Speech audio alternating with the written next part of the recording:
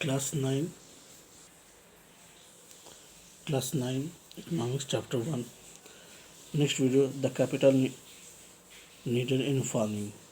Means खेतों के लिए जो आवश्यक पूंजी है वो उसके बारे में हम पढ़ेंगे. You have already seen that the modern farming method require a great deal of the capital, so that the farmer now needs more money than before. यहाँ पर यह बताया जा रहा है, जैसा कि हम लोग देख चुके हैं कि जो छोटे किसान हैं उनके खेती के लिए बहुत ज़्यादा पैसे की ज़रूरत होती है. दूसरा चीज़ यह है, खेती के लिए जो तरीका हमारे यहाँ वो बहुत ही पुराना भी रहा है. और सबसे बड़ी बात है, खेती एक बहुत ही मेहनत का काम है जो हर कोई नहीं करना चाहता है, जिसके कारण ये होता है कि जो छोटे किसान होते हैं उनको खेती के लिए पूंजी की व्यवस्था करनी पड़ती है.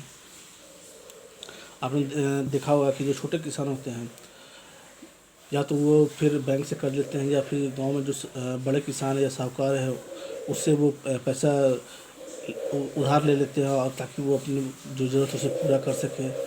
ऐसे में कर्ज़ों पर ब्याज की दर बहुत ऊँची होती है और कर्ज चुकाने के लिए उन्हें बहुत सारे कष्ट भी झेलने पड़ते हैं.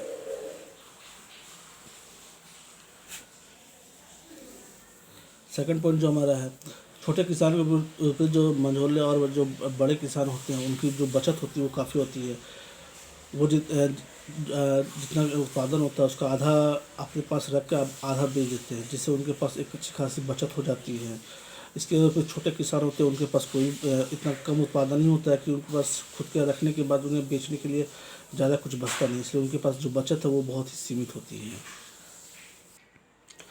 नेक्स्ट टॉपिक जो हमारा है, sale of surplus from the products.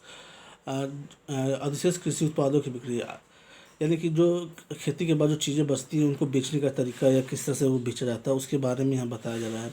मान लीजिए अगर गेहूँ पैदा हो रहा है, उसकी कटाई की जाती है, उत्पादन हो जाता है, किसान अब इस गेहूँ का क्या करेगा? वो अपने परिवार के लिए खाने के लिए आधा गेहूँ रख लेता है, बाकी का वो बाज़ार में बेच देता है. यहाँ पर आप देखेंगे जैसे कि हमने अभी बात की थी, जो बड़े किसान हैं वो अपने ज़रूरत का आधा गेहूँ रख लेते हैं और बाकी बेचते हैं, मगर जो छोटे किसान हैं उनके इतनी उत्पादन ही कम होती है, जिसकी वजह से वो थोड़ा सा रख पाते हैं और जितना रखते हैं उतना वो उससे उनकी ज़रूरत पूरी नहीं होती है. यहाँ पर एक बताया गया कि जैसे कि एक बड़े किसान तेजपाल के बारे में बताया गया कि जिसके जो 350 क्विंटल गेहूँ प्राप्त करता है, उसके अतिरिक्त गेहूँ की को वह रायगंज बाज़ार जो में जाकर बेच देता है. तेजपाल की कमाई अच्छी होती है, अधिकांश पैसा उसका बैंक में जमा होता है और उसके बाद उन पैसों को ही वो कर्ज के रूप में छोटे किसानों को देता है. और इस बचत का ही फ़ायदा ये होता है कि वो इससे नए नए खेती के सामानों को खरीद पाता है, जैसे वो ट्रैक्टर खरीद सकता है.